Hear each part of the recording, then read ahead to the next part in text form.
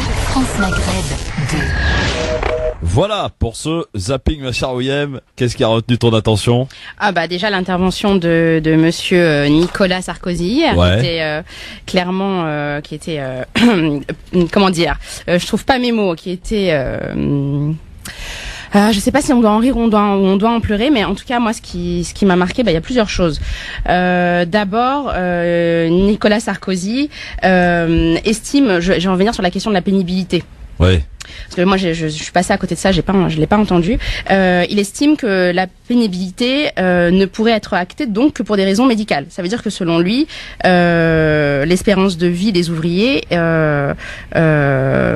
qui est de 7 ans inférieure à celle des cadres, faudrait pas en tenir compte. C'est prouvé que les cols bleus ont une espérance de vie beaucoup plus courte que celle des cols blancs. Mais pour lui, être dans un bureau climatisé avec un ventilateur et tout ce qu'il faut, c'est aussi pénible que quelqu'un qui travaille toute la journée à porter des cartons comme les manutentionnaires. Oui, c'est sûr. Oui, donc déjà ça m'a un petit peu embêté. Et puis qu'est-ce qu'il a dit? Il en a dit des choses. Ouais, il a dit tellement de choses que je sais même pas par quoi commencer. Concernant le fait qu'il ait été sanctionné par le Conseil constitutionnel pour le dépassement des comptes de campagne, il a oublié de préciser que le dépassement constaté par les sages était de 466 118 €. Oui, c'est ce que Léa Salamé lui a rappelé. Exactement. Il l'a contesté. Voilà, et puis que l'enquête porte sur un dépassement de plus de 23 millions d'euros quand même. Donc, et puis moi ça me fait rire quand il dit c'est moi qui paye. C'est moi qui ai payé. C'est-à-dire on se rappelle du Sarcoton où les militants du parti avaient cotisé pour que on puisse trouver l'argent. Ouais. Voilà. Et puis le fait qu'il parle également de Bernard Cahuzac, j'arrivais à dire son nom correctement. Quand même la journaliste lui a dit quel est le rapport. Moi je trouve que c'était un peu Cahuzac. Ouais, Cahuzac. Ouais. Je trouvais que c'était bas quand même de le citer lui à ce moment-là parce que bon il a voilà. Non. Au niveau tu le trouves bien? Nicolas Sarkozy? Ouais. C'est un très grand orateur, c'est un très grand comédien qui sait extrêmement bien parler. Pour moi, c'est quelqu'un qui est tout simplement faux. Il m'insupporte.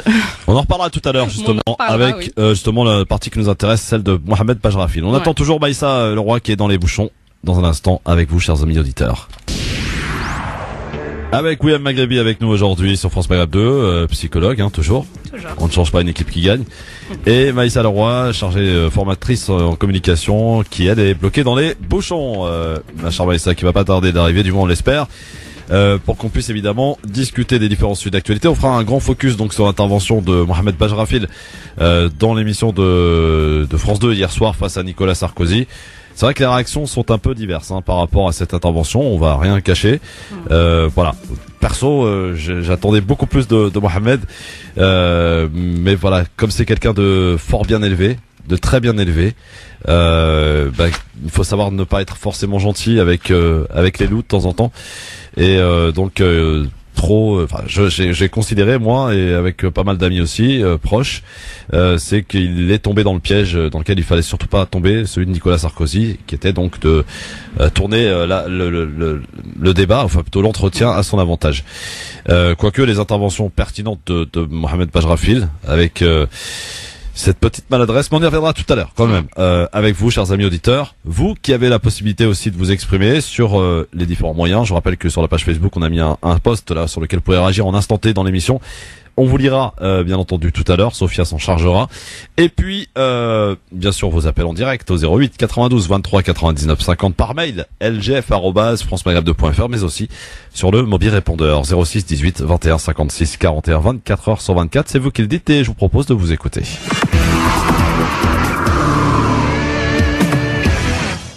Salut Christophe, écoute, c'est Djilali de Clermont-Ferrand. Donc voilà, je vous appelle suite justement un fait divers terrible, qu'une jeune fille a été piégée sur Facebook et elle a été violée par 4 hommes le 30 mars.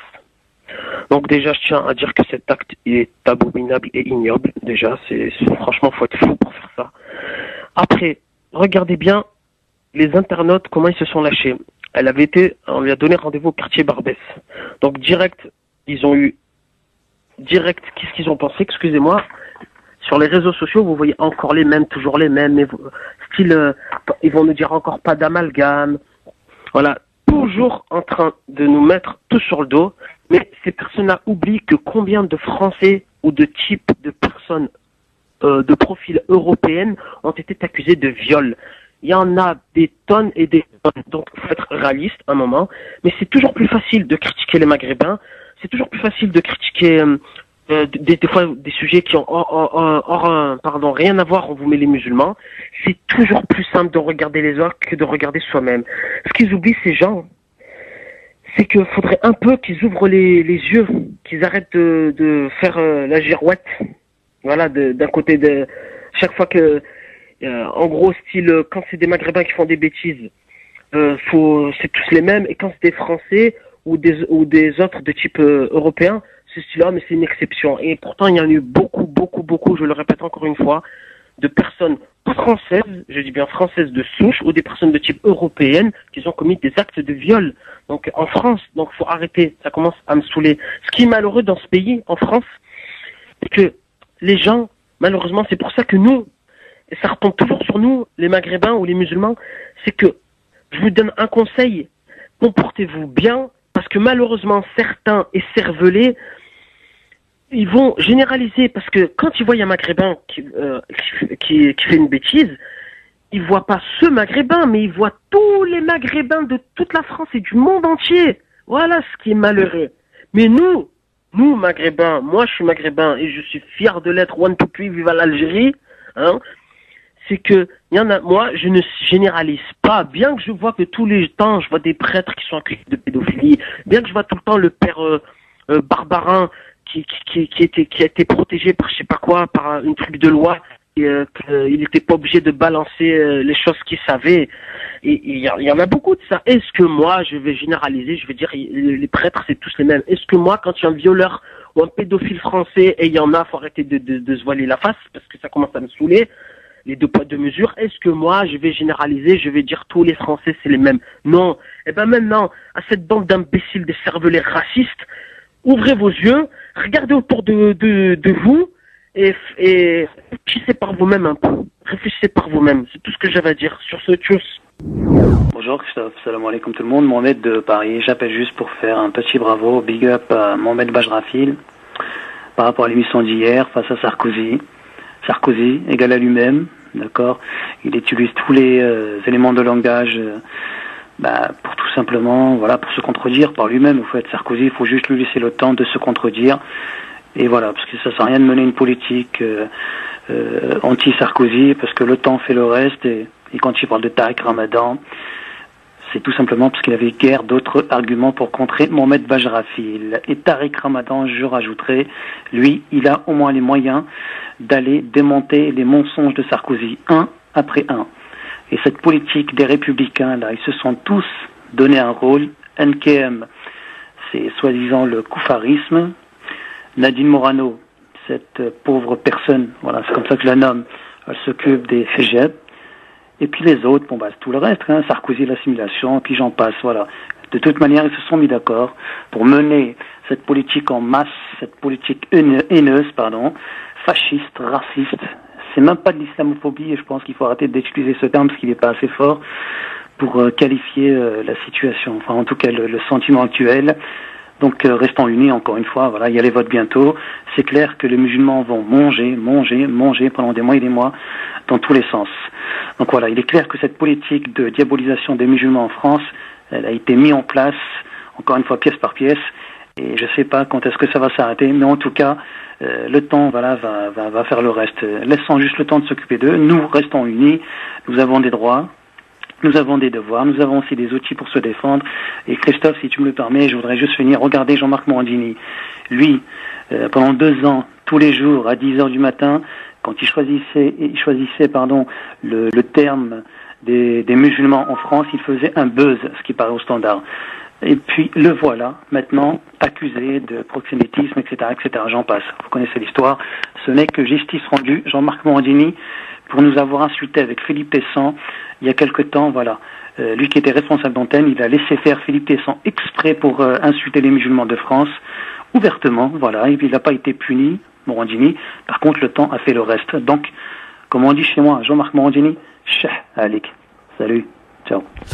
Alors, juste une petite précision, Jean-Marc Morandini n'était pas responsable d'antenne d'Europe 1, mais simplement animateur et producteur de cette émission, effectivement. C'était la séquence avec Philippe Tesson, la dernière, qui avait fait évidemment réagir cet auditeur. Maïssa Leroy, bonjour. Bonjour.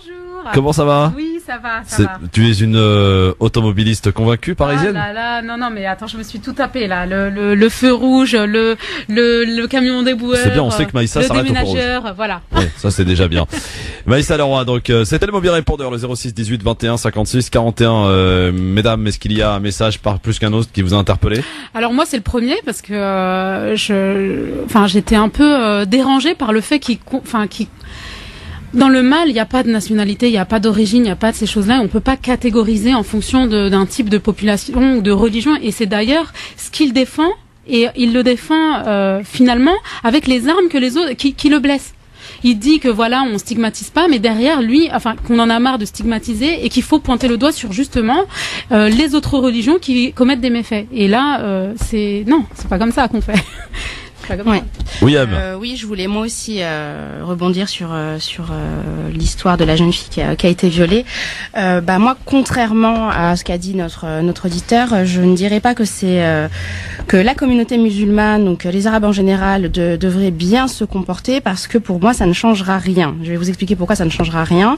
D'abord parce que personne n'est parfait, hein, donc forcément il y aura toujours un Arabe pour faire, entre guillemets, pour faire une bêtise, mais surtout le fait qu'on remette tout sur le dos des Maghrébins, c'est faire preuve d'amalgame et de préjugés, sauf qu'on sait que les préjugés, c'est un ensemble de croyances à propos d'un groupe social. Donc c'est quelque chose qui est socialement partagé, qui est véhiculé et qui est entretenu par l'environnement, donc la société.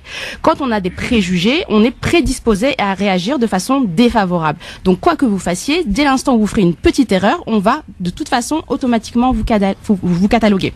Donc quand on a des préjugés, d'emblée, on sait que ça va induire une absence de patience vis-à-vis des personnes qui sont victimes, mais surtout une absence de réflexion de la part des personnes qui font preuve de préjugés. Les préjugés, c'est une injustice. Il faut juste qu'on vive avec.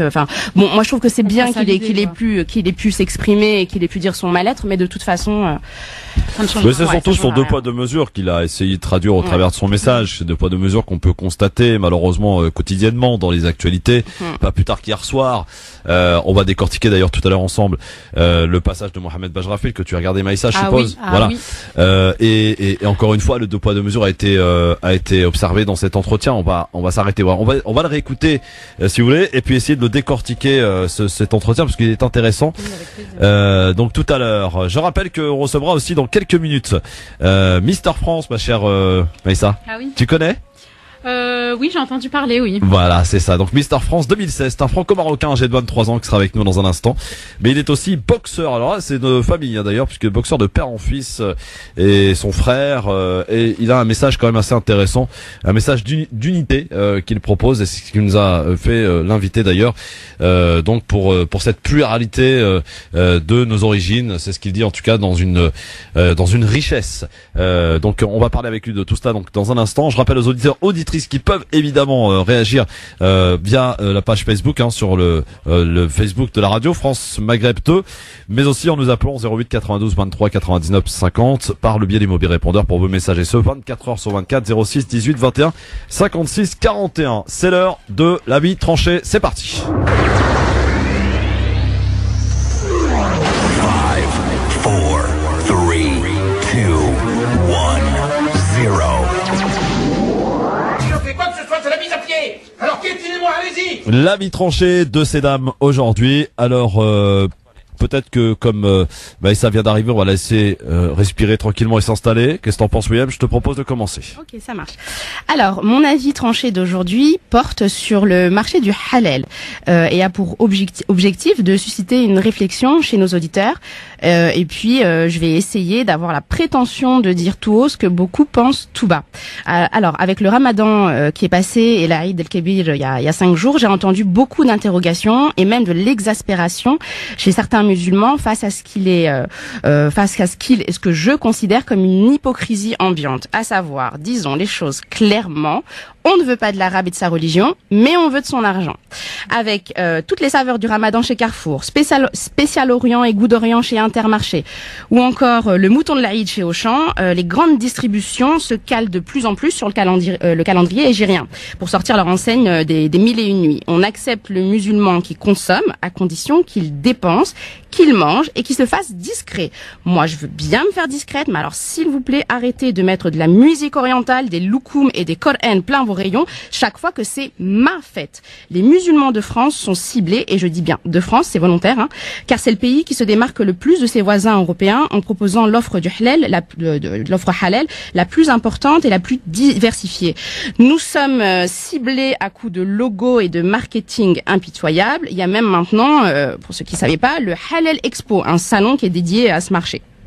Alors, quand certains y voient un signe de repli communautaire ou un signe d'intégration à la française, pourquoi je parle d'intégration à la française? Parce que, excusez-moi, mais moi j'ai jamais mangé quand j'étais petite des knackis, du jambon ou des choucroutes halal, hein, c'est pas ce qu'on me servait à la maison. Moi, franchement, j'y vois juste le signe d'une hypocrisie ambiante bien française et qui me donne franchement la nausée. N'oublions pas que la France est le pays européen qui a subi ces derniers mois le plus d'actes islamophobes. C'est le pays où pour gagner les élections, il faut taper sur le dos des musulmans, qui d'ailleurs, selon Sarkozy hier soir, sont potentiellement tous des terroristes. En tout cas, c'est ce que moi, j'ai compris de son fatigant monologue. On s'inquiète de l'islamisation des masses et du retour vers l'islam des enfants de migrants de seconde et troisième génération, mais paradoxalement, on tire profit, on en tire profit, et avec l'instrumentalisation du halal, on les voudrait bien de plus en plus pratiquants. N'oublions pas que la France est le pays où les conduites alimentaires sont souvent perçues comme une menace.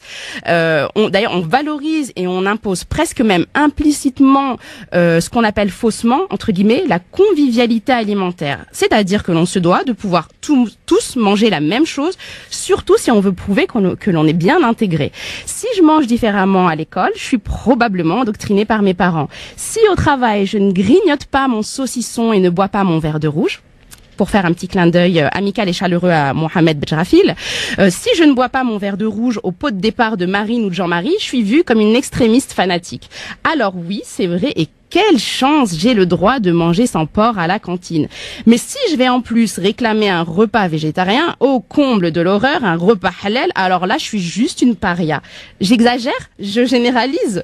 Peut-être, j'avais juste envie avec vous aujourd'hui de m'essayer à parler comme Sarkozy. Un peu de stéréotypie, du sarcasme et de l'ironie pour faire passer mon message. Sérieusement, si moi, musulmane, j'écoute ce qui m'est dicté socialement, je prendrai une partie du livre et j'en rejetterai une autre, à savoir ne pas manger de porc, mais ne pas manger halal. Et là, j'invite nos auditeurs à se référer à la sourate 5, verset 3 du Coran. Et pourtant, malgré tout ça, le halal s'est développé de façon exponentielle parce qu'un certain nombre d'acteurs sionistes, et j'y reviendrai par la suite, ont récupéré ce précepte religieux pour en faire un business qui pèse, selon la célèbre étude réalisée par le cabinet Solis, entre 5 et 7 milliards d'euros en France. Et d'ailleurs, selon l'OCI, l'Organisation de la coopération islamique, ce serait environ 600 milliards d'euros à l'échelle mondiale, ce qui fait du halal le marché le plus prometteur du monde. Oui, l'affaire, elle est alléchante, hein. Les musulmans d'aujourd'hui sont jeunes, ils sont de plus en plus actifs, ils sont insérés socialement, ils sont cultivés et ils sont consommateurs. Ils se reconnaissent de moins en moins dans l'identité maghrébine de leurs parents et de plus en plus dans leur identité de croyants. Ils représentent donc un marché très juteux pour les lobbying car contrairement à leurs parents qui dans les années 70 se contentaient de s'abstenir de manger du porc et ne voyaient d'ailleurs pas le mal à manger non halal, eux beaucoup plus maintiennent et ils voient un acte fortement valorisé par les pères. Celui qui d'ailleurs mange pas halal sera mal regardé, il sera regardé de travers. Aujourd'hui, manger halal, c'est devenu pareil qu'être musulman. C'est le premier identifiant religieux. Donc, pourquoi tout à l'heure je vous ai parlé des acteurs sionistes? Parce que, ne l'oublions pas, la Ligue de défense juive disait elle-même le 24 août 2014 avec enthousiasme et fierté en plus que le marché du halal était tenu par des juifs sionistes. N'oublions pas que deux des principaux bastions du bassin du business halal en Europe, à savoir Isla Delis ou Rega Halal, sont directement ou indirectement rattachés au clan financier d'une puissante famille dévouée à la cause juive et sioniste, à savoir les Rothschild. Alors moi, je dis stop. On prend le temps de réfléchir 5 minutes à qui nous sommes et qui nous voulons être. Prenons le temps de nous interroger sur les provenances de ces aliments. À qui profite la vente ? Quand je vois tous ces estampillés halal allant, alors maintenant du tourisme halal aux cosmétiques sans alcool et sans graisse animale, à la viande et à la charcuterie sans sous vide ou aux plats préparés, qui, petite parenthèse, sont bien utiles parfois, je l'admets, quand on est une mère et une femme débordée, je ne me leurre pas. Je n'y vois que le signe d'une société schizophrène où on m'aime et où on me déteste en même temps. Une société où le croyant est de plus en plus scindé, coupé dans son identité. Une société où parfois on ne veut pas de moi tout en désirant une partie de moi, à savoir mon porte-monnaie. Je suis fatiguée d'être tantôt dénigrée, tantôt convoitée. Moi, je ne veux pas d'une société où on refuse la femme qui couvre sa chair, mais qu'on incite par principe à en consommer. Je refuse une société où on ne tolère pas nos prières, mais où on accepte nos fêtes dès l'instant, où on achète ce qui les rendrait plus jouissifs à coups de foie gras et champagne halal. Mon argent, c'est moi. La théorie en psychologie qui n'est plus approuvée d'ailleurs, qui dit que je dépense donc je suis, devrait devenir je suis donc je dépense. Si vous ne voulez pas de ma culture, ne vous en servez pas tel un appât pour mieux me harponner. Je ne suis ni un poisson ni un mouton, et je suis encore moins un Hansel ou une Gretel qui n'y verrait que du feu. Chapeau. Ah oui. Ah, alors là, je dis chapeau. Franchement, notre Ouïem, elle a fait fort. Je me suis Maïssa, qu'est-ce que t'en penses? Alors moi j'ai deux choses que je retiens. Oui, c'est clair. Enfin juste une petite qui m'a interpellée déjà. Je sais pas si forcément le saucisson et le champagne halal c'est pour contenter forcément le business. Il y a peut-être aussi la notion des convertis qui ont besoin peut-être d'avoir culturellement aussi cette attache-là, même si c'est une forme d'assimilation. Je sais pas si tu vois ce que je veux dire. Par rapport à ça, je pense que c'est important de le noter. Après, le reste, je suis complètement d'accord que quand c'est pour donner l'impression de s'assimiler, genre à un repas de pot de départ, etc., je suis d'accord qu'on n'a pas à se vendre de cette manière. C'est un faux semblant, j'ai envie de dire. Mais quand faut voir les choses à mi-mesure, quoi. Je préfère rester mesuré et pas être catégoriquement contre ou pour, tu vois. En tout cas, elle a mis la barre haute, notre ami Ouïem. Maïssa, on va parler de quoi avec toi dans un instant? Alors moi, on va parler de l'éducation nationale. Ah, eh oui. Très bien. Ouais. Tiens, à propos d'éducation nationale, j'en profite pour la glisser. Celle-là, elle nous vient d'Algérie. Vous savez qu'on a retiré en urgence les livres de géographie à la demande de la ministre de l'Éducation nationale, puisque les élèves se sont aperçus que sur la carte géographique apparaissait l'État d'Israël et que la Palestine n'y existait pas. Ah ouais. Et là, ça fait un gros scandale en Algérie en ce moment. Du coup, on a retiré en urgence les livres de géographie. Voilà. Et ils ont bien fait. Oh là là, je respecte. Je te laisse finir. Donc, on va parler d'éducation nationale. Oui, alors, on va parler d'éducation nationale. Aujourd'hui, ma chronique, donc, comme tu le sais, Christophe, chers auditeurs, mon métier consiste, entre autres, à former le corps professoral. Juste, tu nous donnes envie, il y a la pub, hein. Vas-y. Voilà. Donc, on va parler d'éducation nationale. Sous quel angle? Le mien. D'accord. Celui de Maïssa Leroy. Voilà. Qui est avec nous, ainsi que Ouïem Maghrebi. Et on va recevoir, mesdames, c'est tout à votre honneur, Mister France 2016. À tout de suite. Maïssa Leroy, qui est toujours formatrice en communication. Oui. Et Ouïem Maghrebi, qui est psychologue, elles sont avec nous aujourd'hui, mesdames, jusqu'à 18h pour commenter l'actualité avec nous sur France Maghreb 2. Bien sûr, l'heure maintenant de recevoir notre invité. France Maghreb 2. L'invité de la rédaction. Et je pense que ça va vous faire un peu plaisir, mesdames, parce que c'est vrai que l'on entend régulièrement parler de Miss France à longueur d'année, en particulier d'ailleurs bientôt, fin d'année, etc. On entend rarement parler, en l'occurrence, de Mister France. Et pourtant, il est là, il existe. Il s'appelle Selim Harik. Bonsoir Selim. Bonsoir. Bienvenue sur France Maghreb 2. Donc tu es le Mister France 2016. Mais également, mesdames, un petit plus, c'est un boxeur. Alors un boxeur d'ailleurs, ça se passe dans la famille au niveau de la boxe, puisque le père n'était autre que le champion d'Afrique, en représentant d'ailleurs le Maroc au JO de 1985. C'est ça, à Moscou. Ouais. Et aussi mon grand-père, en fait, a commencé avec mon grand-père qui était le premier entraîneur de l'équipe nationale du Maroc. J'allais y venir. Premier entraîneur donc de l'équipe du Maroc, mais il y a également le frère qui est un boxeur pro. professionnel et moi qui est boxeur semi-pro. Alors, il est boxeur pro puisqu'il a également remporté la médaille de France en 2012. C'est ça. Voilà, donc alors à ce moment-là, comment on arrive à conjuguer le fait d'être Mister France 2016, boxeur, parce que ça a un peu rien à voir, et pourquoi t'es venu l'idée finalement de te présenter à un tel concours? Alors moi, en fait, j'ai choisi de participer à cette élection parce que voilà, le milieu du mannequinat, c'était un milieu qui m'attirait depuis un petit moment, et j'y voyais aussi une opportunité d'y entrer d'y entrer dès le départ avec un argument convaincant qui est le titre. Et donc voilà, je me suis inscrit un peu comme ça. C'est mon frère qui avait vu le casting, je me suis inscrit, j'ai été sélectionné. J'ai fait l'élection de ma région, que j'ai gagné, et ensuite j'étais qualifié pour la finale, et voilà.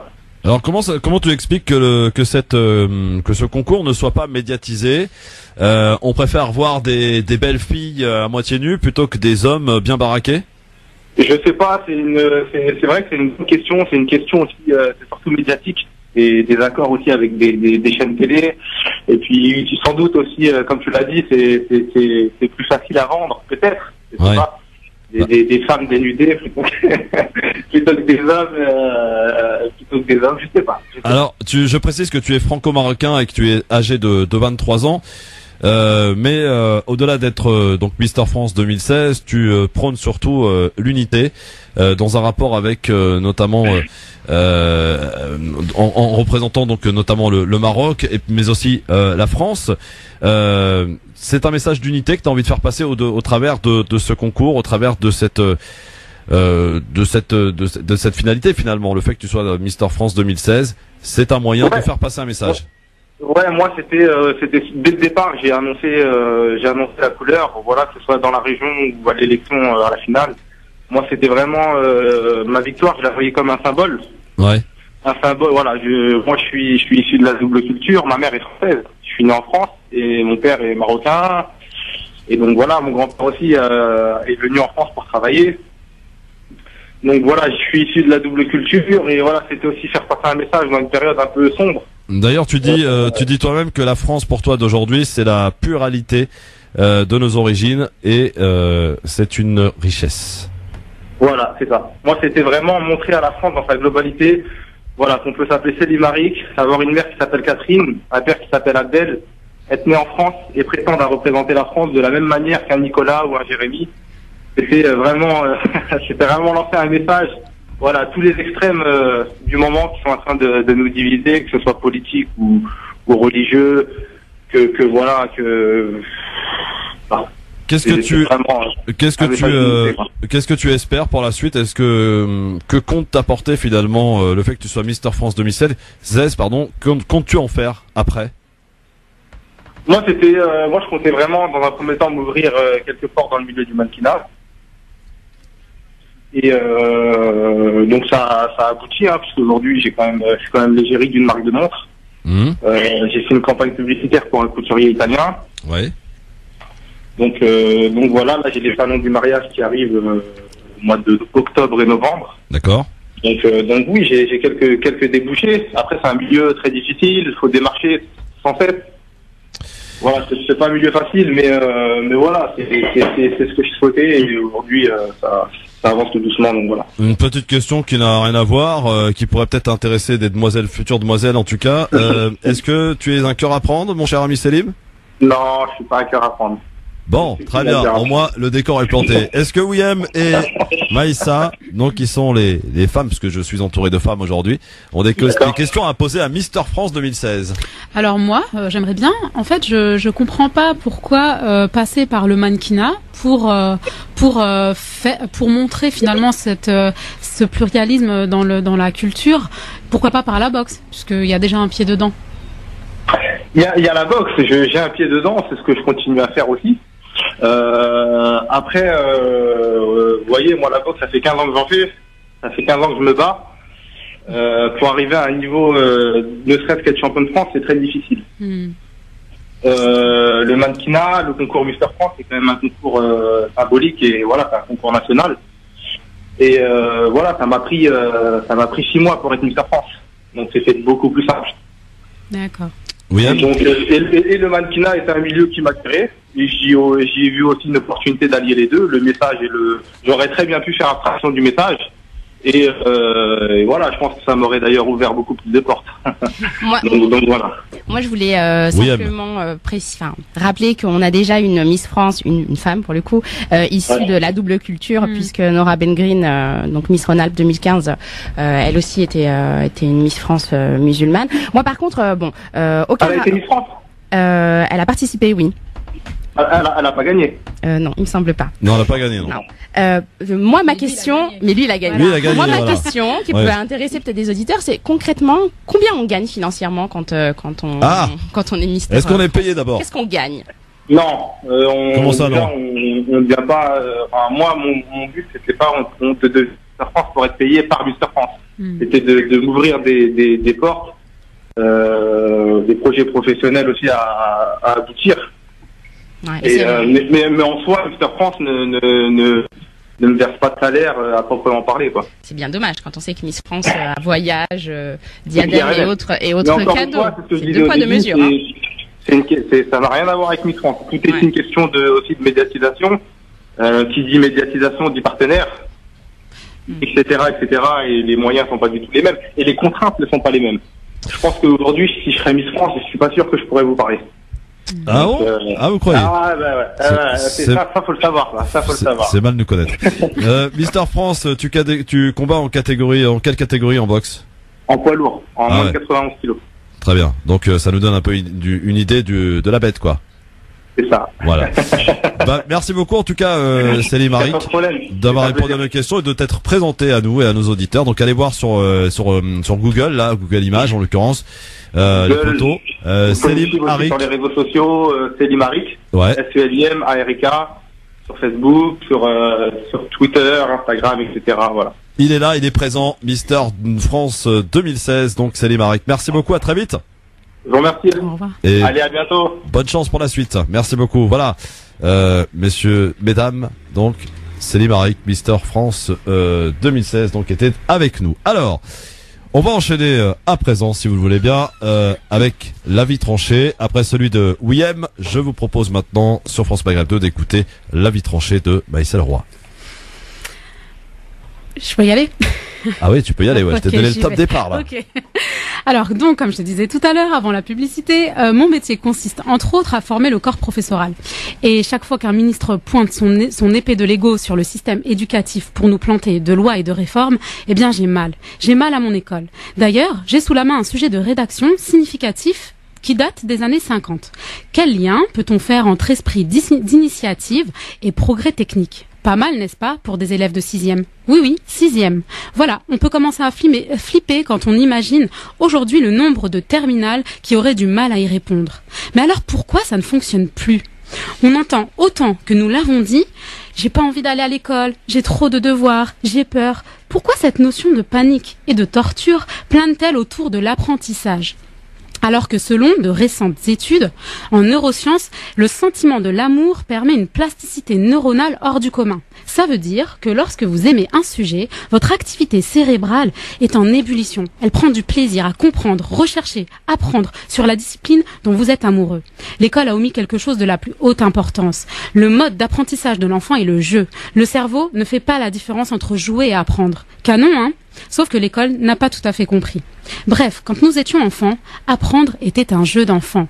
Jusqu'au jour où une institution nommée école est venue nous dire « C'est bon maintenant, stop, arrête de jouer, c'est l'heure d'apprendre ». Et c'est à ce moment précis que la notion d'apprentissage s'est associée à la difficulté.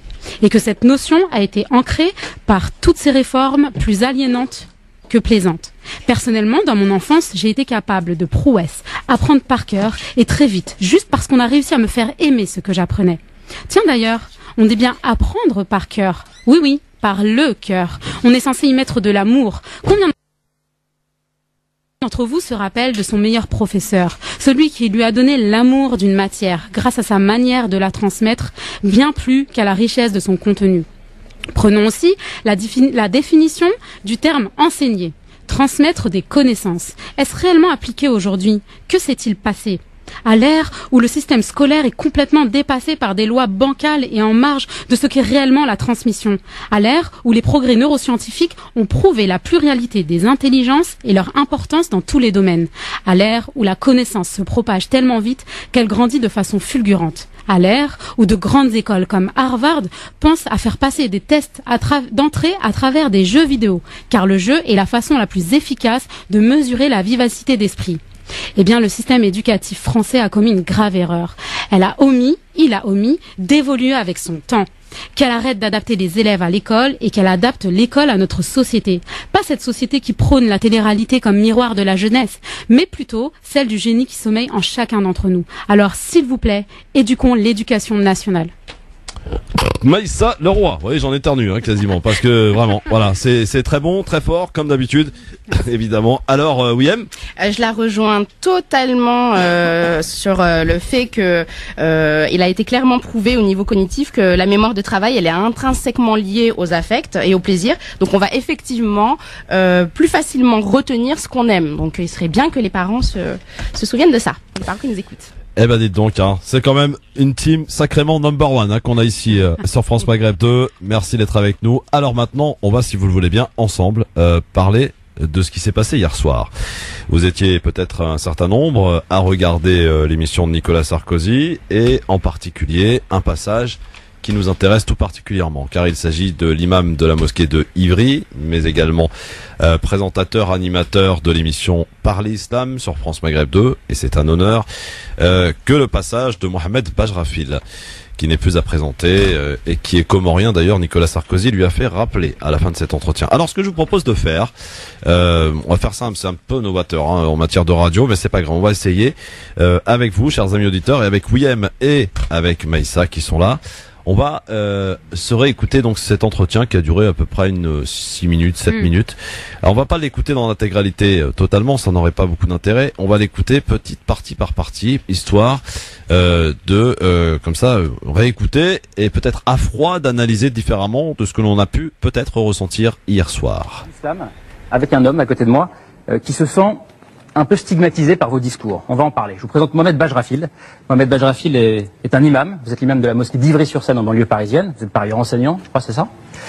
Vous êtes comorien, vous vivez en France depuis 17 ans et vous vous dites français de cœur. Alors vous êtes ce qu'on appelle un imam réformiste. Alors, Nicolas Sarkozy, il y a une phrase qui résume la pensée de Mohamed Bajrafil, je pense qu'elle va vous plaire. Il dit, il faut lire le Coran avec les yeux du 21e siècle. Exemple, vous m'avez dit, en préparant l'émission, que vos filles auront le droit ou pas de se voiler si elles le souhaitent. Et vous, Mohamed Bajrafil, de votre côté, vous reprochez donc à Nicolas Sarkozy ce que vous appelez son obsession de l'islam. Ce qui vous choque, c'est ce genre de propos. Regardez. Nous ne voulons pas de signes extérieurs d'appartenance à une religion dans notre pays. Nous ne l'acceptons pas. C'est la loi, c'est le mode de vie français, c'est la culture française, c'est la tradition française. C'est comme ça que nous vivons et que nous voulons continuer à vivre. Mohamed Bajrafil, vous me l'avez dit en préparant l'émission, ce genre de discours vous blesse. Je vous laisse poser votre première question à Nicolas Sarkozy et peut-être nous expliquer pourquoi vous vous sentez blessé. Monsieur Sarkozy, bonsoir. Bonsoir, monsieur. Ce genre de déclaration me blesse à plusieurs titres. D'abord parce que j'aime la France comme l'ensemble des musulmans de ce pays. Quand je regarde l'histoire de ce pays qui a été quand même à l'origine de la Révolution française, ce pays qui a été à l'origine de la Déclaration universelle des droits de l'homme, ça me fait mal de voir toute cette richesse. Parce que la France, disons les choses clairement, est géographiquement petite, mais par le biais de l'idéal qu'elle a toujours représenté, elle a toujours été une grande nation.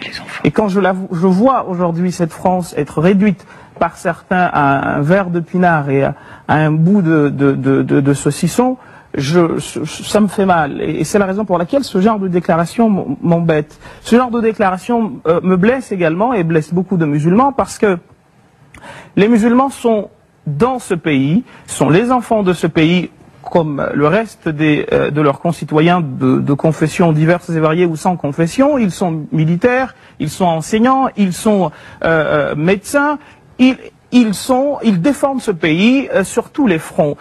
Ce genre de propos également est blessant parce que ils sont comme l'ensemble des Français menacés par cette maladie, cette barbarie qui tue sauvagement. À Nice, vous avez parlé de Nice tout à l'heure, il y a eu sur 86 victimes plus d'une trentaine de musulmans. Ce qui veut dire encore une fois qu'ils ne font pas de distinguo et que vous et moi sommes embarqués dans le même bateau et que vous et moi pouvons être frappés à n'importe quel moment. Et ma question, elle est la suivante. Parce que en vous entendant, et notamment après vous avoir lu, notamment à la page 12, vous dites que vous avez souvent péché par l'expression ou dans l'expression. Ma question est la suivante. Est-ce que vous ne pensez pas qu'il est venu le moment d'entendre les musulmans qui vous disent stop, on peut les laisser un peu tranquilles, passez-moi l'expression, foutons-leur la paix? Alors ça, c'est la question de Mohamed Bajrafil, qui a froid d'ailleurs, je la ressens un peu différemment qu'hier soir. Étant un petit peu dans le stress quelque part de comment ça allait se passer et connaissant donc un petit peu l'homme politique qu'est Nicolas Sarkozy. Voilà. Ceci étant, le saucisson et le vin rouge m'avaient choqué plus hier soir qu'il me choque maintenant. Est-ce que ça a attiré votre attention? Alors moi, pas du tout. C'est-à-dire que là, en fait, finalement, il a essayé d'utiliser le langage qu'on utilise, comme il a été fait exactement quand on a présenté Mohamed Bajrafil. On a dit qu'il était comorien et on a dit une citation de lui concernant le voile. Voilà, on l'a stigmatisé à ces deux propos. Alors que concrètement, il fait des conférences extrêmement intellectuellement très poussées et du coup c'est tout ce qu'ils ont trouvé à citer. Donc d'ailleurs, excuse-moi de te couper Maïssa, d'ailleurs ce qu'a cité le journaliste, il a repris mot pour mot la présentation qui est faite de Mohamed Bajrafil dans le Figaro. D'accord. C'est pas cassé la tête, il a juste copié. Il a exactement cherché dans une très bonne source. Quand il dit qu'il l'a interrogé en coulisses sur ses filles, c'est absolument faux puisque c'est exactement ce qui était écrit 2 jours avant. Et ensuite, il y a une deuxième chose, il y a une autre chose qui m'interpelle, c'est l'erreur de Mohamed Bajrafil, c'est qu'il s'est positionné en victime, dans le sens où il a commencé en mode je suis très triste, cela me peine énormément. Donc forcément, l'autre il se sent en position de force et tout ça c'est vraiment une neuroscience qui le prouve. C'est-à-dire il se sent dans le combat de rhétorique tout de suite en position de force, parce que ce qu'il a omis, c'est que dans ce genre de débat-là, on n'est pas avec des personnes qui utilisent les mêmes armes. Ça veut dire que Mohamed Bajrafil, il a une tendance à aller avec douceur vers son public. C'est vraiment lui, dans la vie. Et là, voilà, exactement, oui. Mais le problème, c'est que là, il est parti dans une horde de requins, d'accord, et qu'il est arrivé, il a pensé qu'en offrant des fleurs, ça allait passer.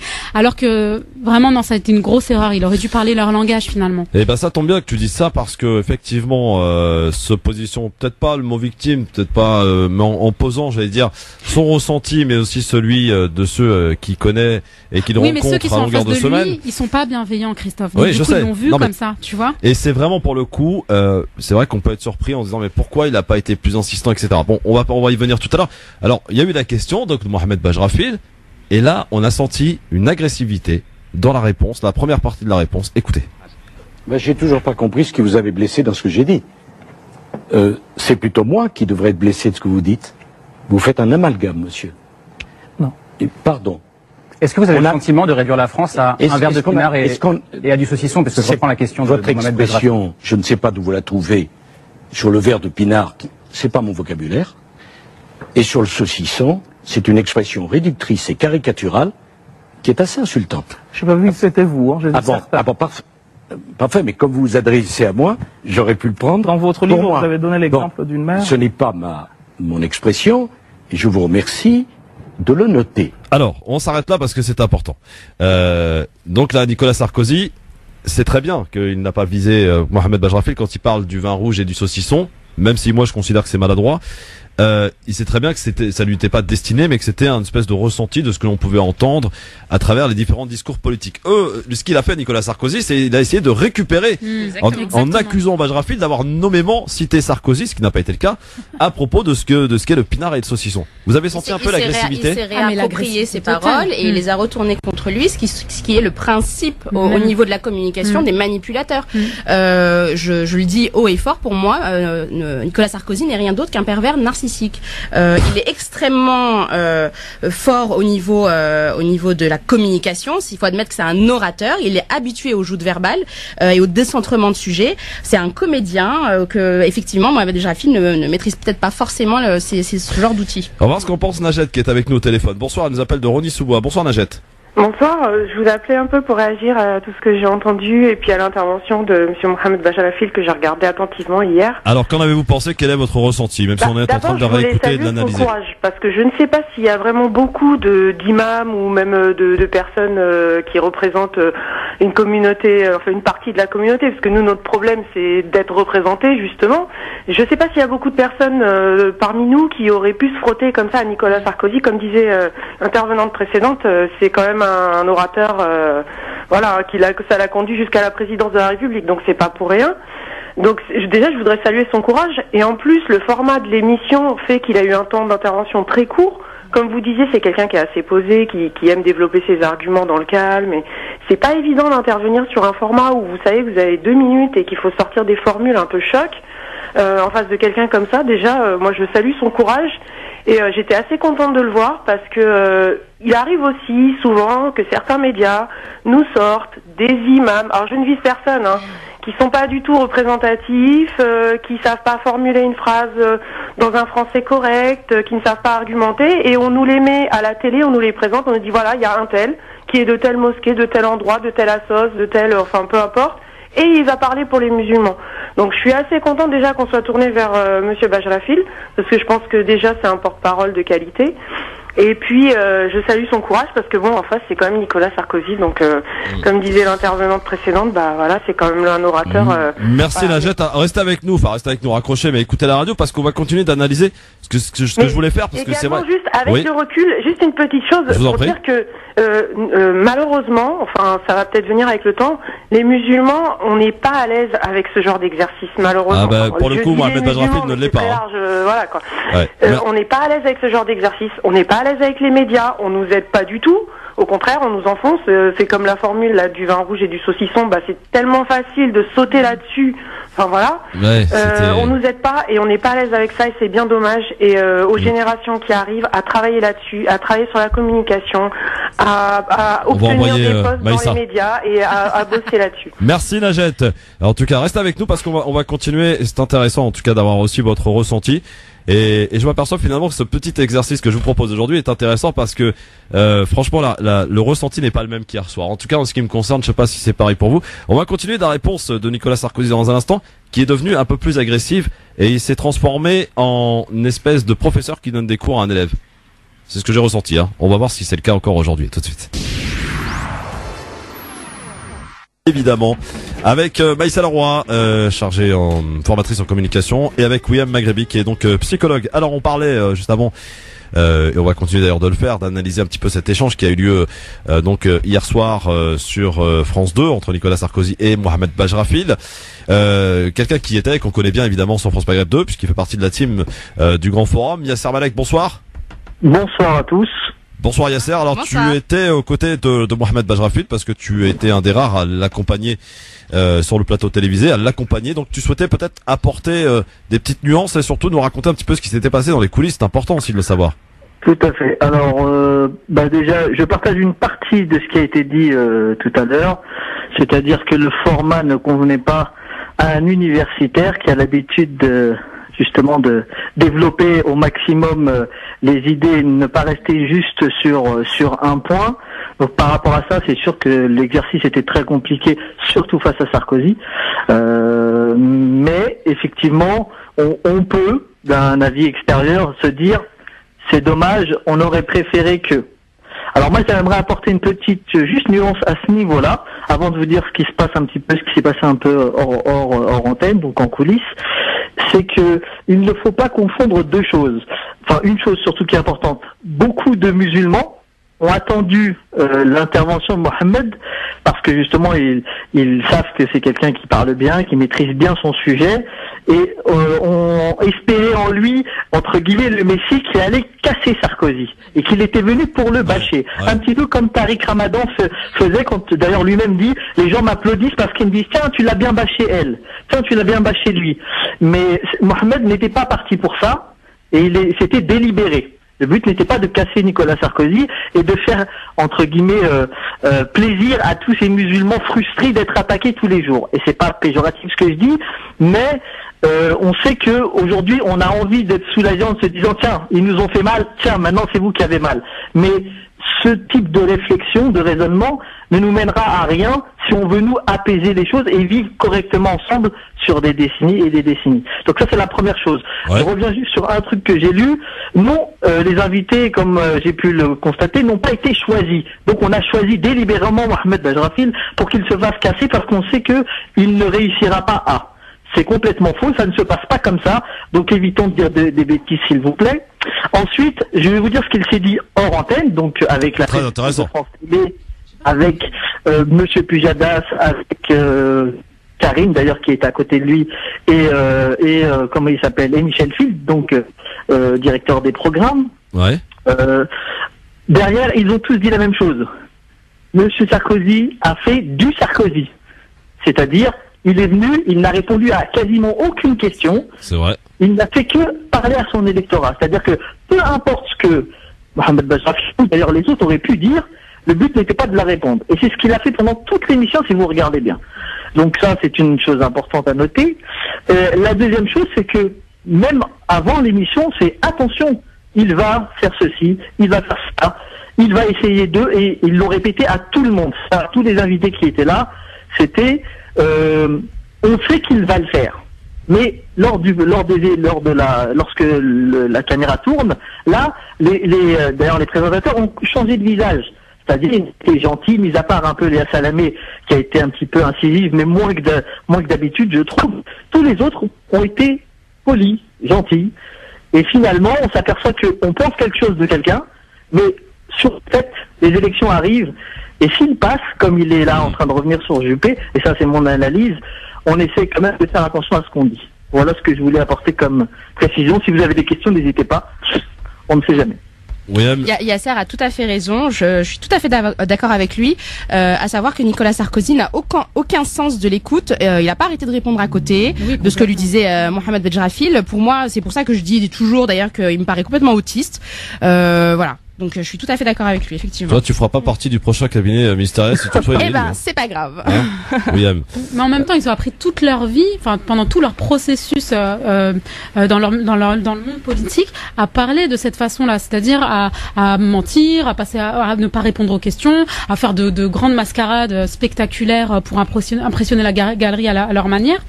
Et du coup, le problème, c'est que Mohamed Bajrafil, c'est quelqu'un de sincère, qui dit la vérité, qui n'aime pas, de par ses qualités déjà religieuse, qui n'aime pas jouer des entourloupes et faire comme Sarkozy faisait. Et ça, c'est finalement le fait de partir à la télé. C'est pas qu'on reprenait une parole confisquée. C'est que on aurait aimé un peu plus de fight avec l'intelligence et la subtilité qu'il sait faire. De toute façon, il y arrive très bien.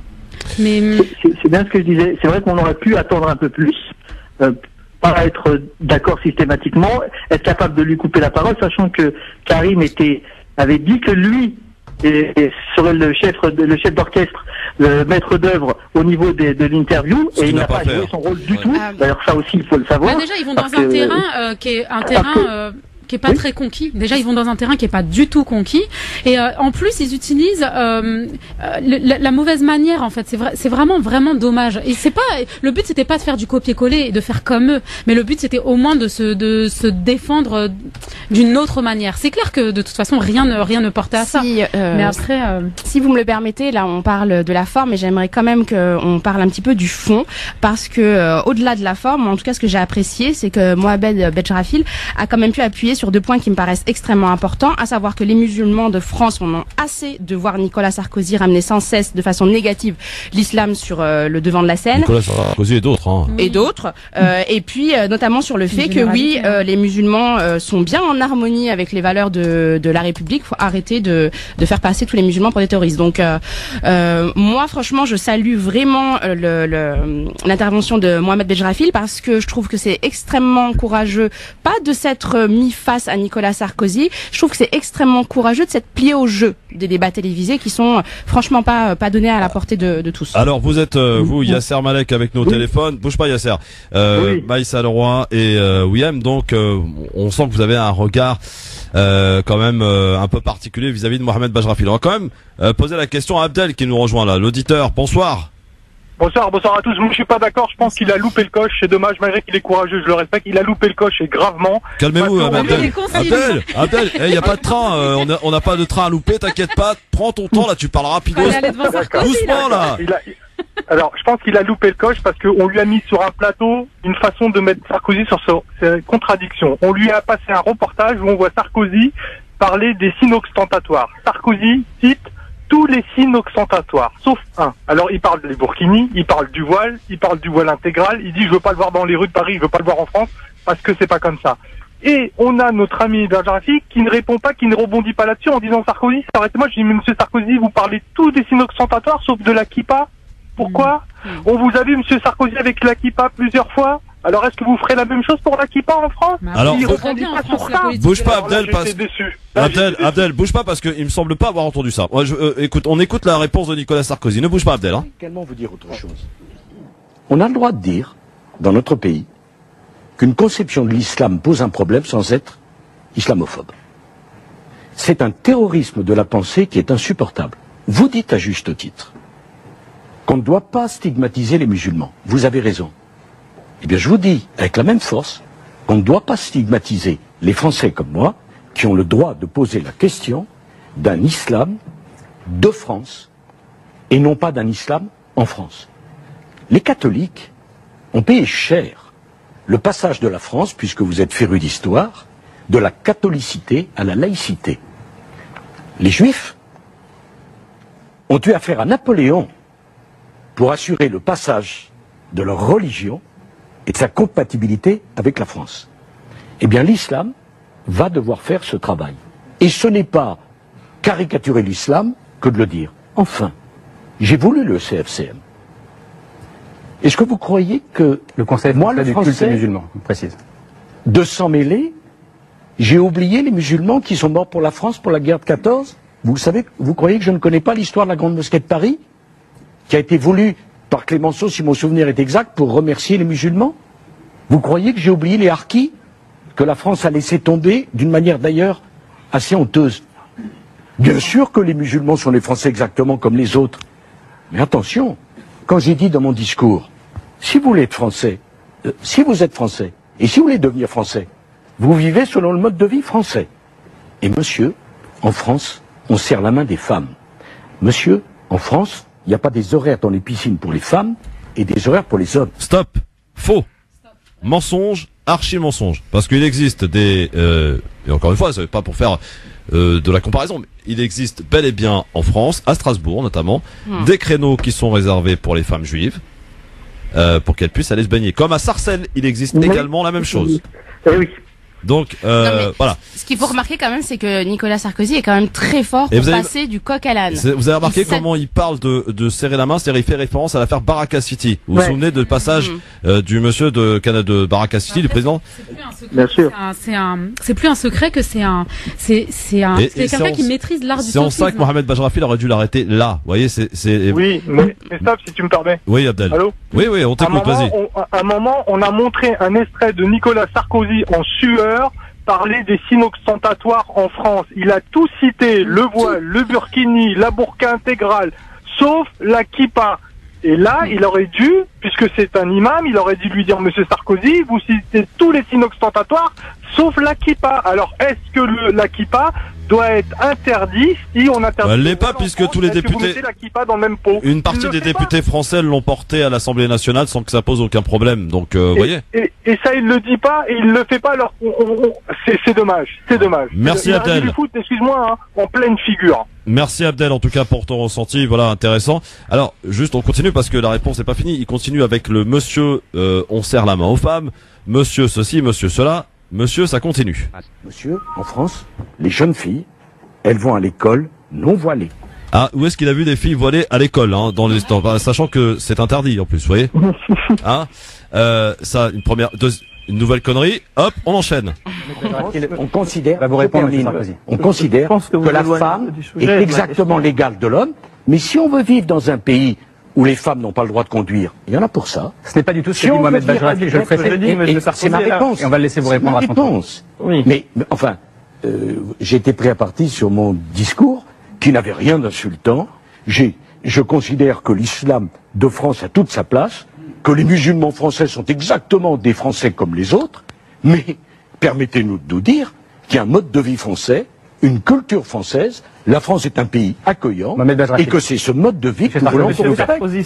Si vous permettez, moi, si j'étais président de la République et qu'un de mes ministres reste sur un plateau avec un individu qui refuse de lui serrer la main parce que c'est une femme, j'aurais pas gardé la ministre. Parce que chez nous, on serre la main des femmes, qu'on soit musulman ou pas. Alors là, c'est intéressant parce qu'il en profite pour tacler en même temps le gouvernement, hein, par rapport au fait que Najat Vallaud-Belkacem, je crois que c'était elle, hein, qui était sur le plateau de Canal+, à l'époque. Voilà, donc nouveau tac. C'est incroyable que de la question et du constat qui est fait justement par rapport à cette manière dont Nicolas Sarkozy a cette obsession de l'islam et des musulmans, on en arrive à ce que monsieur nous fasse la leçon de moi, monsieur, en France on vit comme ça, nous monsieur, avec des inepties, des mensonges. Yasser, est-ce que toi qui étais sur place, on a vu aussi que Mohamed Bajrafil n'est pas franchement habitué à ce genre d'exercice parce qu'on le sentait un petit peu, comment dirais-je, un petit peu, pas impressionné, mais en tout cas un petit peu choqué de ce que Sarkozy pouvait lui dire en face. Il ne répondait pas, il a caricaturé la question et les propos de Mohamed Bajrafil. Il n'y a pas eu assez de répondance, c'est ce qu'on peut regretter là sur le coup. Oui, voilà, c'est en fait s'il y a quelque chose à regretter, c'est ça, c'est pas autre chose. Après, je répète, on l'a dit, c'est un universitaire. Ouais. Et effectivement, et il est foncièrement, mais vraiment au plus profond de lui, gentil. Donc, le connaissant, lorsqu'on dit quelque chose de méchant, ça le choque, mais véritablement. Pas juste il fait pas semblant. Oui, je suis triste, ça me fait mal que vous me dites, mais c'est vraiment lui. Donc, il n'est pas du tout du genre à couper la parole. C'est quelqu'un qui ne supporte pas ça. C'est ça. Parce que quelqu'un parle, il écoute. Oui, il est poli. Quand lui parle, il espère qu'on l'écoute. Et par contre, si on lui coupe la parole, il va pas dire, bah, vous avez vu, c'est pas du tout ce style-là. Donc, il a eu un manque de pêche à ce niveau-là. Effectivement, il a eu, et Nicolas Sarkozy, il a tendu des perches, commercialement parlant, et il lui a envoyé des objections qu'il pouvait récupérer et lui remettre dans la tête, dans la gueule, comme a dit Abdel. Mais il ne l'a pas fait parce que ce n'est pas son caractère. Il n'est pas, je me rappelle que Sarkozy était avocat. Donc oui. Yasser, si tu me permets, effectivement, c'est quelqu'un qui est dans la retenue et la patience, mais simplement, moi, je voudrais juste dire une petite chose. Alors, je dis pas qu'il était dans cette position-là, mais il faut quand même savoir que lorsqu'on est en état de stress, le stress, c'est un bloquant de la pensée. Donc, ce serait bien de se mettre 2 minutes dans sa peau et à sa place. Donc, je trouve au contraire que plutôt que de casser du sucre sur son dos, on devrait plutôt réfléchir à la malveillance et à la malhonnêteté. Je pense pas qu'on est en train de casser du sucre sur son dos. On est juste en train de regarder finalement la malveillance du reste, et pas c'est pas lui qu'on est en train de juger, c'est vraiment tout l'entourage à ce moment-là. C'est pour ça que je propose de réécouter les parties par partie pour pouvoir justement bien analyser. Rabat est avec nous. Bonsoir Rabat. Amar, pardon. Bonsoir Amar. Ah non, c'est pas Amar, hein, c'est Hafid moi. Ah bah pardon, je sais pas, je vous ai baptisé moi. Écoutez, Hafid, salam alaikum. Attendez, vous savez, on va la refaire. On accueille Hafid sur France Maghreb 2. Bonsoir Hafid. Ah, ça fait plaisir. Salam alaikum. Wa alaikum salam. Vous nous appelez d'où Hafid?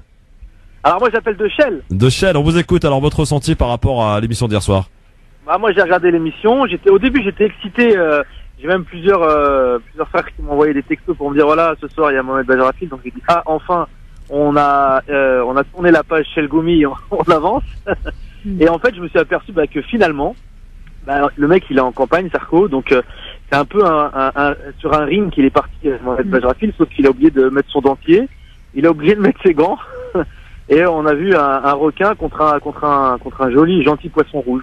Ouais. Donc ça a été une boucherie. C'est bien imagé, c'est bien imagé parce qu'on voit pas Bajrafil mettre des gants et aller sur un ring. Hein. Yasser, moi le connaissant et toi aussi, c'est vraiment pas le type de la personne, hein, vraiment pas. Merci en tout cas Hafid pour ton ressenti. Alors on va juste finir, hein, comme ça, on juste finit donc l'entretien. Donc là on en est où Mohamed Bajrafil reprend la parole. Je suis entièrement d'accord avec vous et que vous, enfin sur ce dernier point, mais vous avez quand même un peu caricaturé mon propos. Moi, ce que j'ai voulu vous dire à travers les déclarations que vous faites de jour en jour, c'est que les musulmans, et j'aimerais bien que vous l'entendiez, les musulmans qui, eux, vivent, la grande majorité des musulmans vivent en parfaite harmonie, en respectant les droits de la République, en la défendant, eux vous disent qu'ils ne supportent pas que tous les jours, il y ait une saillie contre l'islam parce que ça les touche. Est-ce que vous entendez cela? Est-ce que c'est possible d'être entendu? Mais que des musulmans de France se sentent parfois injustement accusés, je l'entends, je le reçois, et c'est une grande injustice. Mais enfin, nous vivons dans un pays, monsieur, où il y a eu depuis 18 mois 238 morts au nom d'un islam dévoyé et sali par des barbares. Mais demain, quand il y a un problème dans l'église catholique, celui qui va à la messe, il n'est pas pédophile pour autant, mais il se sent interpellé par ce qui se passe dans sa religion. On ne peut pas dire que les musulmans de France ne sont pas interpellés par le dévoiement par des barbares et des déséquilibrés d'un islam qui les fait souffrir. Lorsqu'il y a des mosquées qui sont pris en main par des extrémistes, c'est aussi le problème des musulmans de France. Cette question des mosquées, ça tombe très bien, parce que vous parlez des mosquées, je vous ai vu interpeller les imams. Il se trouve que toutes les études qui ont été faites par différentes institutions montrent que les jeunes qui s'embarquent dans cette entreprise meurtrière n'ont jamais été dans une mosquée. Alors, je comprends bien, il faut que les imams jouent leur rôle en tant que citoyens, et c'est notre devoir, comme celui de tout un chacun à son niveau, mais pourquoi focaliser notre propos sur des gens qui n'ont rien à voir avec une question qui se passe en prison et sur Internet? Quelles sont vos mesures là-dessus, et pourquoi focaliser sur eux alors que c'est pas eux qui sont en cause? Une dernière réponse avant de changer de sujet, je précise. Bien sûr, vous savez, il y a quelques années, j'ai parlé avec un monsieur que je n'apprécie pas beaucoup, j'ai dialogué avec lui, qui s'appelle Tariq Ramadan. Ça devient intéressant. Peut-être le connaissez-vous. Oui. Qui parle très bien, qui est très élégant, qui est un intellectuel, qui me donnait la leçon sur l'amalgame, etc. Et quand je lui ai dit, êtes-vous d'accord avec votre frère qui propose la lapidation pour la femme adultère, il a dit, j'ai beaucoup réfléchi, je propose un moratoire pour réfléchir sur la lapidation de la femme adultère. Mais Tariq Ramadan n'est pas responsable de l'islam de France. Il n'est pas responsable de l'islam de France. Pardon, il vient. Vous avez, je crois me souvenir, puisque je vous ai déjà entendu à la télévision, indiquer, je crois même que vous m'avez comparé à Messi un jour, ce qui était flatteur pour moi. Et vous avez indiqué que Tariq Ramadan était quelqu'un pour qui vous aviez un certain respect. Bah, excusez-moi. Je n'ai jamais parlé de Tariq Ramadan à la télé, donc ça c'est pas vrai. Le monde entier est frappé par un terrorisme. Bon, alors on va s'arrêter là parce que le reste finalement est pas intéressant. Alors, vous voyez comment il répond pas à la question finalement sur les mesures concrètes que lui demande Bajrafil sur justement ces gens qui passent par la prison, etc. et qui sont en fait des délinquants et qui n'ont jamais fréquenté les mosquées. Quelles sont les mesures proposées? Il ne répond pas et donc il part sur l'affaire Tariq Ramadan. En fait, Yasser, Maïssa et Ouiem, je crois en fait que Bajrafil était pas encore assez chaud et que je l'ai senti en réécoutant en fait là maintenant tout de suite à froid que Bajrafil commençait à rentrer tranquillement dans le débat et allait commencer à s'imposer et hop on a mis fin parce que vous avez entendu Karim, on va passer à un autre sujet rapidement comme ça. Et il lui faut un peu de chauffe Mohamed Bajrafil, il est comme ça visiblement Non mais moi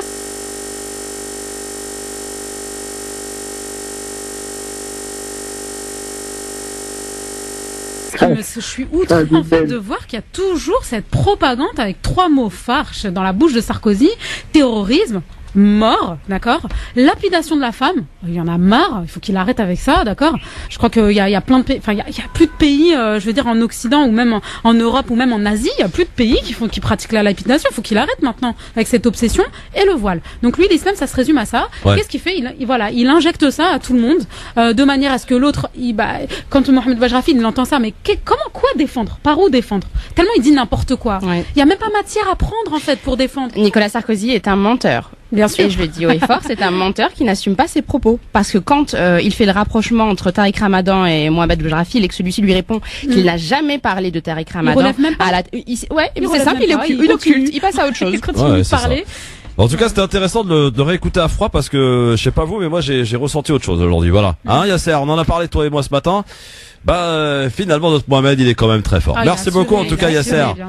À bientôt Yasser. Salut. Et toi on te retrouve mercredi.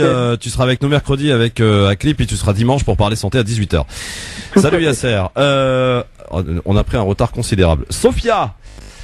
Suite au post donc sur Facebook France Maghreb 2, on vous invite donc auditeurs auditrices à réagir à l'émission, à ce que vous entendez. Qu'est-ce qu'on dit du côté du Facebook, ma chère Sophia? Qui nous dit. Kaina, c'est ça? C'est bien ça. Oui, bonjour Kaina. Est-ce que quelqu'un peut dire ou a des informations sur ce qui s'est passé ce matin à la gare Saint-Lazare par rapport au contrôle de police, au contrôle de faciès? Apparemment, contrôle assez ciblé, on va dire. Evelyne, quelqu'un peut me dire pourquoi il n'y a plus d'intervenants auditeurs, juste des prétendus intellectuels qui squattent l'antenne? Comment j'aime pas lire des commentaires méchants. Enfin, dites des trucs concrets qui construisent des... Bref. Pas de réponse, pas de réponse. Bah, à côté de prétendu, il y a intellectuel, donc ça va. Ouais, ça va, c'est pas insultant. Bonjour Evelyne, big up. Karmaoui, que nous allons recevoir la semaine prochaine normalement. Franchement, William, vous avez fait un beau discours. Aujourd'hui, on devrait vous inviter dans les émissions de télé pour faire débat bien parlé. Et enfin, Nordine, la télévision est un terrain miné, et Mohamed Bajrafil le sait bien. Donc c'est une erreur de sa part d'y être allé. Dans la communication politique, on sait très bien que pour chaque question posée, il faut impérativement répondre à côté. Oui, Sarkozy est un pervers narcissique. Merci à vous, en tout cas, vous continuez sur la page Facebook à continuer les discussions finalement. Alors, on va faire quoi? On va faire dans un instant les coups de cœur de Ouiem, c'est un livre, je crois, et Maïssa, c'est quoi? Alors moi, c'est un site internet, en fait, c'est un concept ça s'appelle l'arrondi. Ah, j'ai vu ça, oui, j'ai vu ça qu'il y a eu débat même. Et puis à suivre aussi le j'aime ou j'aime pas, ça passe vite quand on est bien accompagné finalement. J'ai de la chance, moi aujourd'hui entouré de 3 femmes. Et pas les plus moches, hein, franchement. Je salue d'ailleurs mon ami Tarek Mami qui est avec nous, qui nous écoute.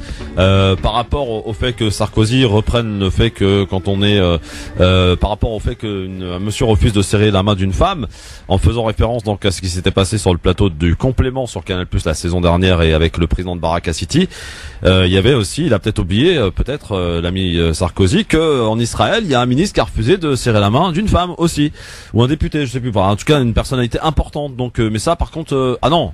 Sinon c'est bouche cousue, hein. Attention, on n'en parle pas, c'est pas pareil, va-t-on dire, hein, comme on connaît évidemment à chaque fois. Allez, on passe au coup de cœur avant de passer au j'aime ou j'aime pas, on est très en retard mais je l'assume. France Maghreb 2, le coup de cœur. Et quand on est bien accompagné, écoutez, on va pas s'en priver, hein. Alors, le coup de cœur tout à l'heure, c'est William qui a commencé, donc on va écouter celui de Maïssa Leroy. Oui, alors... C'est bon? Ok. Moi, c'est un concept qui est assez particulier. Donc, vous pouvez trouver ça sur l'arrondi.org. C'est un concept avec des enseignes partenaires où, par exemple, vous payez un achat à 19,90 € et ils vous proposent un arrondi, ça veut dire, par exemple, à 20 € au lieu de 19,90 €. Et du coup, cette somme, cette différence-là, elle va être reversée à des associations. Ah, pas mal. Voilà, donc du coup, on sent pas qu'on est en train de donner de l'argent à une association, puis c'est sympa, ça permet de récolter beaucoup d'argent rapidement pour les plus démunis, par exemple. D'accord, le site c'est quoi? C'est l'arrondi.org. L'arrondi.org, voilà, bah écoutez, si on veut faire une bonne action, donc acheter un achat, et puis c'est vrai qu'il y a beaucoup de centimes, et ben on arrondit à l'euro supérieur, hein, voilà, et puis comme ça on donne à des associations. C'est quoi les associations? Tu as une petite idée? Regarder sur internet, vraiment, il y en a beaucoup. Hein. Très bien. Ça c'est le bon plan internet, et un petit livre, tiens, que nous conseille William aujourd'hui, qui pourrait peut-être nous occuper durant ce week-end. Oui, alors moi mon coup de cœur d'aujourd'hui, c'est le livre de Brahim Kermaoui, que j'ai découvert par hasard via une publication sur Facebook, intitulé L'enfant égaré. Donc il s'agit d'une autobiographie qui est parue en auto-édition, c'est un conte d'auteur, c'est-à-dire qu'il n'est pas dépendant d'aucune maison d'édition, et ce qui fait aussi qu'il n'est pas disponible en librairie, mais que l'on peut se procurer via le compte Facebook donc de l'auteur. Ah d'accord. Alors pourquoi ce coup de cœur? À mon sens, il s'agit véritablement d'une petite pépite qui mérite et qui gagne à être connue. Brahim Kermaoui, c'est un homme qui a un vécu très douloureux, il a eu une enfance et une adolescence extrêmement difficile. Il cherche par ce livre, entre autres, à nous apporter le témoignage d'une personne qui, quels que soient ses mauvais départs dans la vie, quelles que soient les injustices et les malchances qu'elle a eu à subir, peut s'en sortir.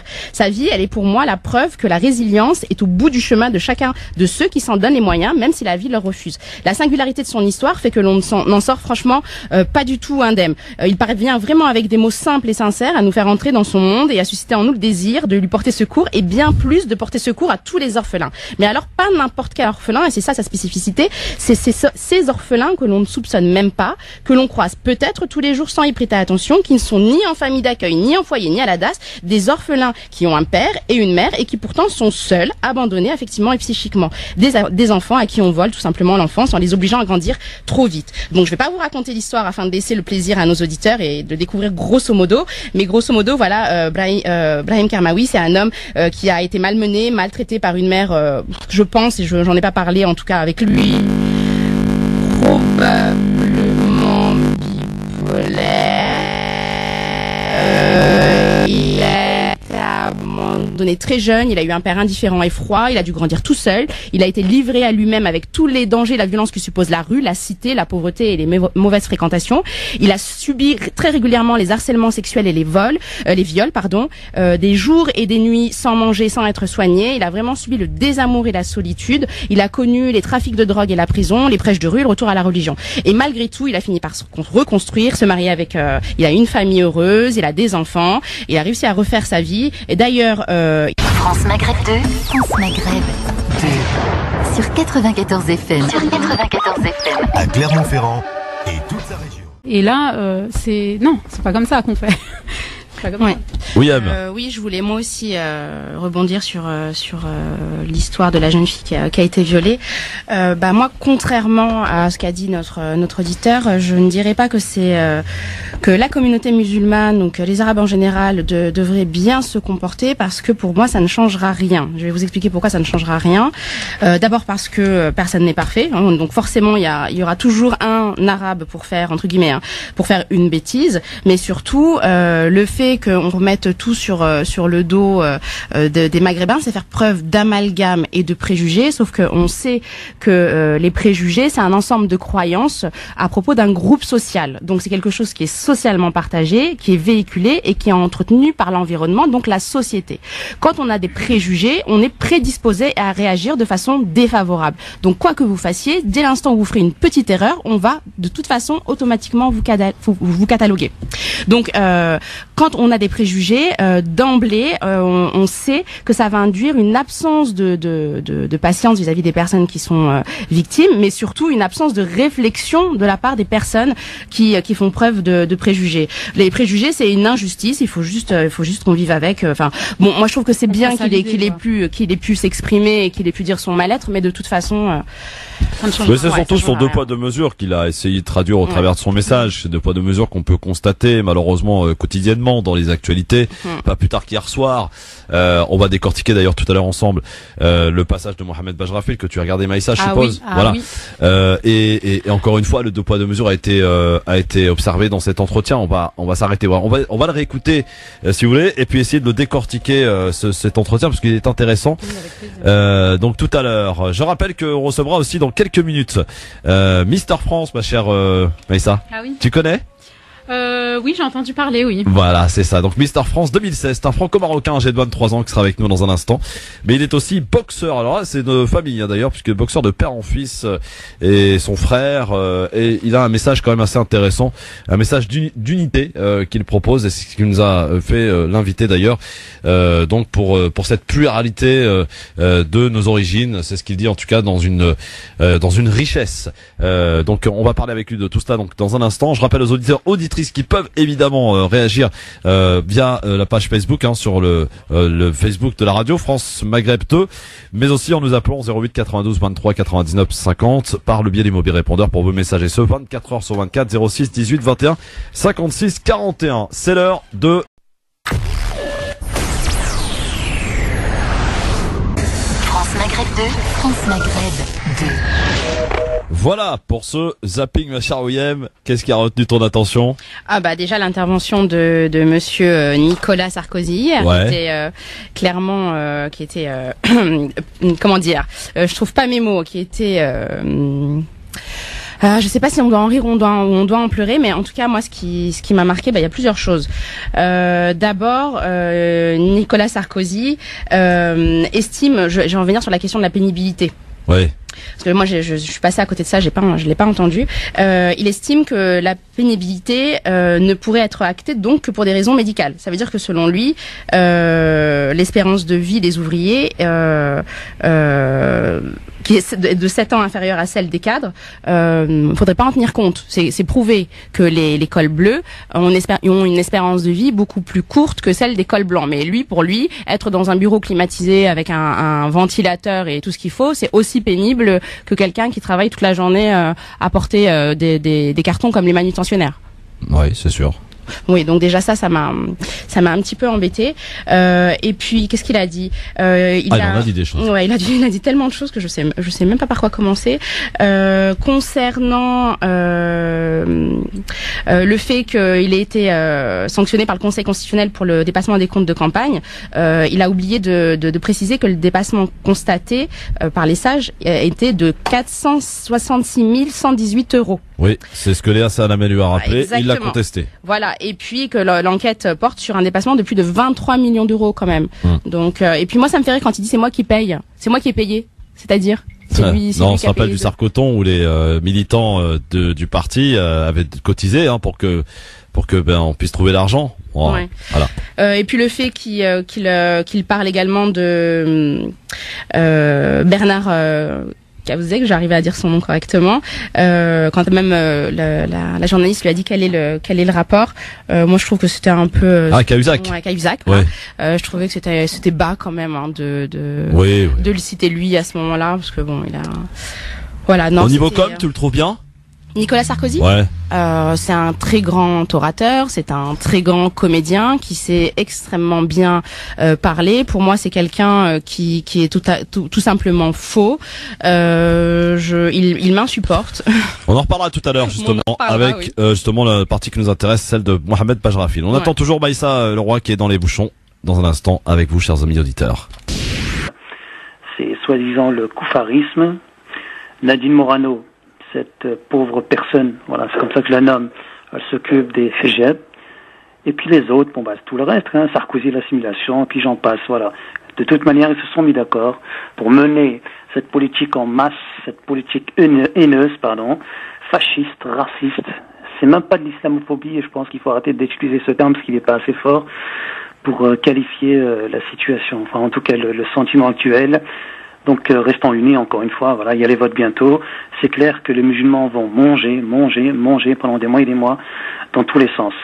Donc voilà, il est clair que cette politique de diabolisation des musulmans en France, elle a été mise en place, encore une fois pièce par pièce, et je sais pas quand est-ce que ça va s'arrêter, mais en tout cas, le temps va faire le reste. Laissons juste le temps de s'occuper d'eux, nous restons unis, nous avons des droits, nous avons des devoirs, nous avons aussi des outils pour se défendre.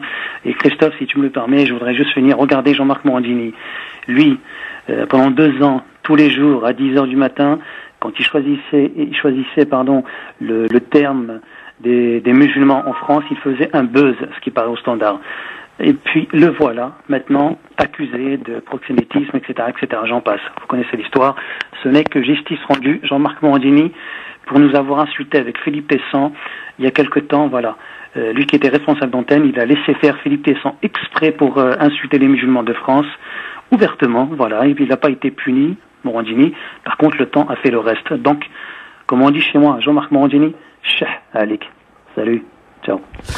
Alors, juste une petite précision, Jean-Marc Morandini n'était pas responsable d'antenne d'Europe 1, mais simplement animateur et producteur de cette émission, effectivement. C'était la séquence avec Philippe Tesson, la dernière, qui avait fait évidemment réagir cet auditeur. Maïssa Leroy, bonjour. Bonjour. Comment ça va? Oui, ça va. Tu es une automobiliste convaincue parisienne? Ah là, non, mais attends, je me suis tout tapé là. Le feu rouge, le camion déboueur. C'est bien, on sait que Maïssa s'arrête au feu rouge. Voilà. Ouais, ça c'est déjà bien.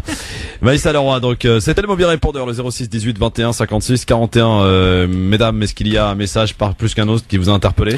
Alors moi c'est le premier parce que j'étais un peu dérangée par le fait dans le mal, il n'y a pas de nationalité, il n'y a pas d'origine, il n'y a pas de ces choses-là. On peut pas catégoriser en fonction d'un type de population ou de religion. Et c'est d'ailleurs ce qu'il défend, et il le défend finalement avec les armes que les autres qui le blessent. Il dit que voilà, on stigmatise pas, mais derrière lui, qu'on en a marre de stigmatiser et qu'il faut pointer le doigt sur justement les autres religions qui commettent des méfaits. Des autres que de regarder soi-même. Ce qu'ils oublient, ces gens, c'est qu'il faudrait un peu qu'ils ouvrent les yeux, qu'ils arrêtent de faire la girouette.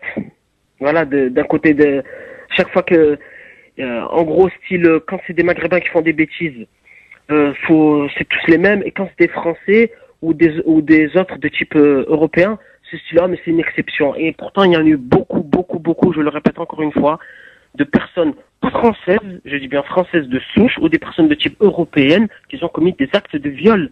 Donc en France, donc faut arrêter, ça commence à me saouler. Ce qui est malheureux dans ce pays, en France, c'est que les gens, malheureusement, c'est pour ça que nous, et ça retombe toujours sur nous, les Maghrébins ou les musulmans, c'est que je vous donne un conseil, comportez-vous bien, parce que malheureusement certains écervelés, ils vont généraliser, parce que quand ils voient un Maghrébin qui fait une bêtise, ils voient pas ce Maghrébin, mais ils voient tous les Maghrébins de toute la France et du monde entier. Voilà ce qui est malheureux.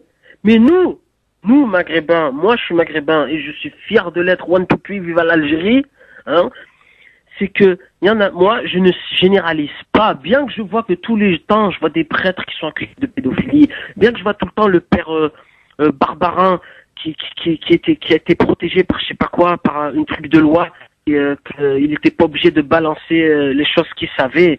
Et il y en a beaucoup de ça. Est-ce que moi, je vais généraliser, je vais dire les prêtres c'est tous les mêmes. Est-ce que moi, quand il y a un violeur ou un pédophile français, et il y en a, faut arrêter de se voiler la face parce que ça commence à me saouler, les deux poids deux mesures, est-ce que moi, je vais généraliser, je vais dire tous les Français c'est les mêmes? Non. Eh ben maintenant, à cette bande d'imbéciles, de cervelés racistes, ouvrez vos yeux, regardez autour de vous et réfléchissez par vous-même un peu. Réfléchissez par vous-même. C'est tout ce que j'avais à dire sur ce tchuss. Bonjour Christophe, salam alaikum tout le monde, Mohamed de Paris. J'appelle juste pour faire un petit bravo, big up à Mohamed Bajrafil par rapport à l'émission d'hier face à Sarkozy. Sarkozy, égal à lui-même, d'accord. Il utilise tous les éléments de langage pour tout simplement, voilà, pour se contredire par lui-même. En fait, Sarkozy, il faut juste lui laisser le temps de se contredire. Et voilà, parce que ça sert à rien de mener une politique anti-Sarkozy, parce que le temps fait le reste. Et quand il parle de Tariq Ramadan, c'est tout simplement parce qu'il avait guère d'autres arguments pour contrer Mohamed Bajrafil. Et Tariq Ramadan, je rajouterai, lui, il a au moins les moyens d'aller démonter les mensonges de Sarkozy, un après un. Et cette politique des Républicains, là, ils se sont tous donné un rôle, NKM. Avec William Maghrebi avec nous aujourd'hui sur France Maghreb 2, psychologue, toujours. On ne change pas une équipe qui gagne. Et Maïssa Leroy, chargée formatrice en communication, qui elle est bloquée dans les bouchons. Ma chère Maïssa, qui va pas tarder d'arriver, du moins on l'espère. Pour qu'on puisse évidemment discuter des différents sujets d'actualité. On fera un grand focus donc sur l'intervention de Mohamed Bajrafil dans l'émission de France 2 hier soir face à Nicolas Sarkozy. C'est vrai que les réactions sont un peu diverses par rapport à cette intervention, on va rien cacher. Voilà. Perso, j'attendais beaucoup plus de Mohamed, mais voilà, comme c'est quelqu'un de fort bien élevé, de très bien élevé, il faut savoir ne pas être forcément gentil avec les loups de temps en temps. Et donc j'ai considéré, moi, et avec pas mal d'amis aussi proches, c'est qu'il est tombé dans le piège dans lequel il fallait surtout pas tomber, celui de Nicolas Sarkozy, qui était donc de tourner le débat, enfin plutôt l'entretien à son avantage.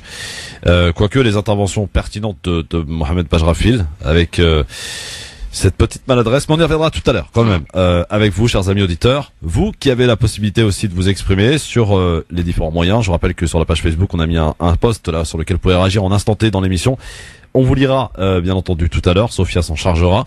Et puis bien sûr vos appels en direct au 08 92 23 99 50 par mail lgf@francemaghreb2.fr, mais aussi sur le mobile répondeur 06 18 21 56 41 24 heures sur 24. C'est vous qui le dites et je vous propose de vous écouter.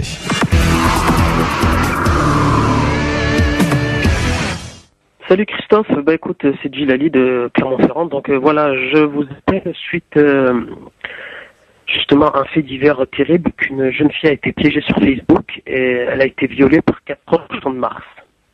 Donc déjà, je tiens à dire que cet acte est abominable et ignoble. Déjà, franchement, faut être fou pour faire ça.